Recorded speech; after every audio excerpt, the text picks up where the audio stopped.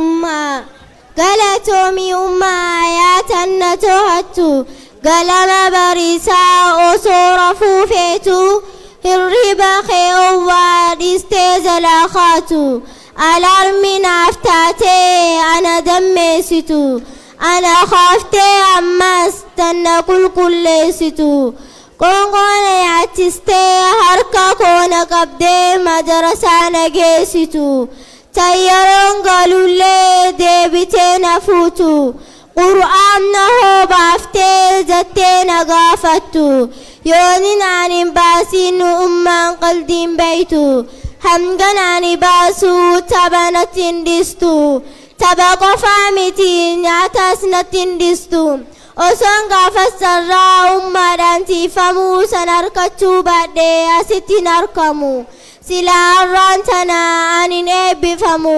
harmeeto yaa ummaa galatoomii ummaa tana qofaa miti laffaatiin tee ummaa waa lakkoofsan qabdu miliyoona kumaa tanaaf har'a ummaa hangasi wareersee si jeeqe hundumaa asirra dhaabbadhee anilleen dhiifama siin jechuun barbaada naaf godhi dhiifama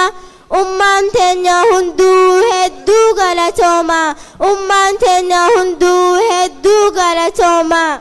Alhamdulillahi Allahaaf galata namuu wal gargaaree ilmaan barsiifata maatii nu barsiiste qoonni wal fakkaata ummaa qofaa miti abbaa wajjin gamtaa qooda abbaan qabu anaatu dubbata abshir abbaa kiyyaa naasi dubbata akkamittiin ibsaa qooda kee abbaa hangam akka ga'uu qoonni kee guddaadha waada isii hin ta'u geentee guddoodha tanaaf san hin ja'u mana keenya guddaa kan waan hedduun taa'u